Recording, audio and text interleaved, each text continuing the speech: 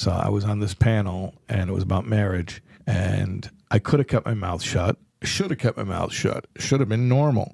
Listen, I'm 50 years old, and I finally realized I spent a lot of my life reining myself in to try to be normal, and I don't think it benefits anybody. So I was like, should I say this? Should I say this? Should I say this? And in the end, I was like, you know what? I'm just going to say it.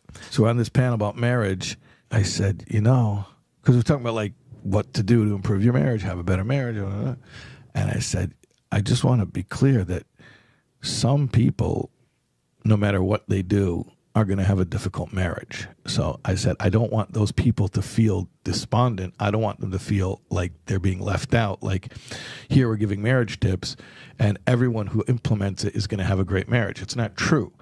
Some people, it's just, and I don't know why Hashem chooses some people to have this challenge, but some people have profoundly challenging marriages, and they can do all of the right things, and it's not going to become a great marriage, but they can be successful. And I made the point of like, a person can be successful in marriage even if they don't have the picture perfect marriage, because success doesn't mean what the marriage looks like. Success is more like, how much can you as a person grow spiritually in the context of your marriage?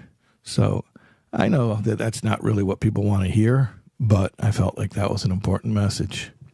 Actually, I'll tell you something gewaldic. Mimi Weisner wrote a book about marriage, about women, about modesty, and from a real, it's a novel perspective on femininity and modesty and marriage. Anyways, so she actually sent me a text after that panel that I was on, and she was like, thank you for your message about, sometimes marriage is not picture perfect, and like giving validity to that type of experience. And then she said a great story. So there's a story, I'll tell the short version, but it's a story about the yeshiva bacher sees this other yeshiva bacher who he thinks will be a great shidduch for his sister. Long story short, they set it up, they meet, and this bacher is an incredible bacher, but he has a limp. He's lame. He has a limp. The girl sees that he has the limp, and she's like kind of like turned off. So he senses that she's turned off, and he's like, listen, come here, come with me, come to the mirror. And they stand in front of the mirror, and they look in the mirror, and the girl, the prospective bride, looks in the mirror, and she sees her leg is deformed. She sees she has a limp. And she's like, what's going on in the mirror? And so the prospective groom says to her, he says, that limp was supposed to be yours. In heaven, it was assigned to you. You were supposed to be born with a deformed foot.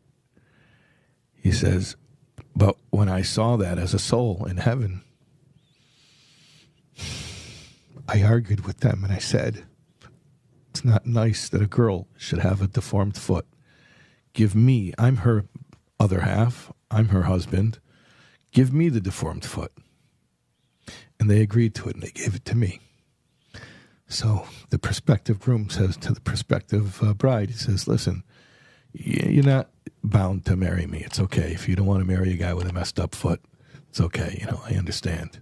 And she agreed to marry him, and he was the Tzanzerov. So anyways, she didn't explain the story. She didn't have to explain the story, but I understood very, very clearly what she meant, which is that some people are born with physical deformities. Other people have emotional wounds.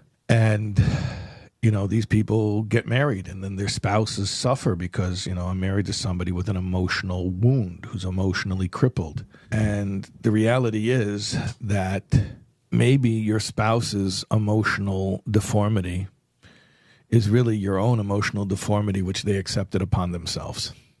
Maybe you were the one who was supposed to have the crippled foot, and their soul accepted it instead of yours.